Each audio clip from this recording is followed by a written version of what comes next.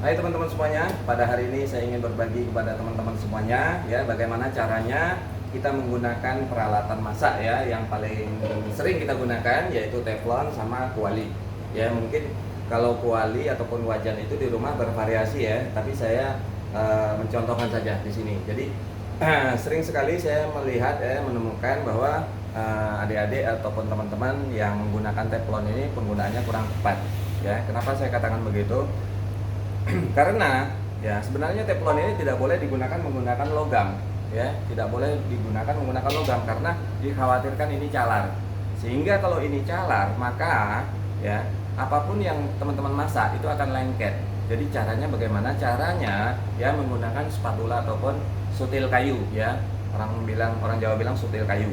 Nah, untuk penggunaan ini, jadi sebenarnya masalah itu bukan terjadi pada teflonnya ya. Ya mungkin ada teflon-teflon yang berbahan titanium yang bagus ya, memang kualitasnya lebih bagus. Tapi sebenarnya bukan itu yang paling utama. Yang paling utama adalah berapapun harga teflon itu, yang penting standar SNI, maka teman-teman itu semuanya sudah nggak lengket. Tinggal tergantung cara kita menggunakannya ya.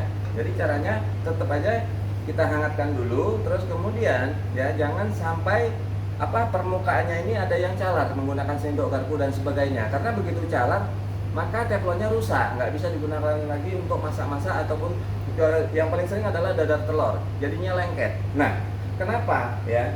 Kalau di teman-teman melihat ya, para koki kalau masak itu selalu menggunakan ini ladle ya, ladle ini, karena di sini nggak ada yang tajam. Nah, maka kalau kita sering melihat di tempat-tempat rumah makan ya, masak menggunakan kuali seperti ini, pasti mereka menggunakan ini. Kenapa? Gunanya adalah supaya tidak mencalarin ya kuali ataupun wajan yang digunakan, sehingga walaupun telur dadar apapun yang dimasak di sini itu nggak lengket.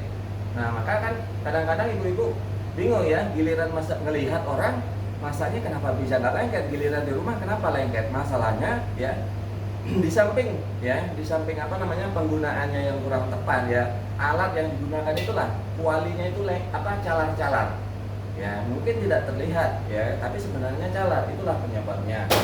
Jadi sekali lagi ya buat teman-teman semuanya, ingat ya penggunaan ya, selain untuk menjaga keawetan daripada teflon ini ya, masakan ya teman-teman semuanya akan lebih enak ya. Saya katakan lebih enak dalam artian apa? Dalam artian tidak lengket ya.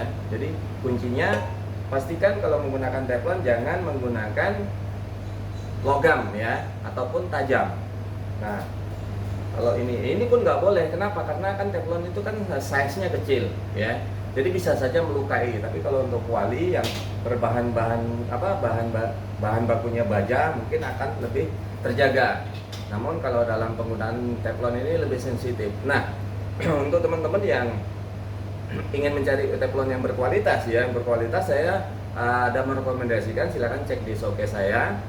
Di sana ada beberapa teflon yang memang saya rekomendasikan ya, itu kualitasnya bagus dan berbahan titanium. Namun sebenarnya ya apapun teflonnya ya, asal standar SNI itu sudah memenuhi syarat untuk digunakan dan tidak lengket.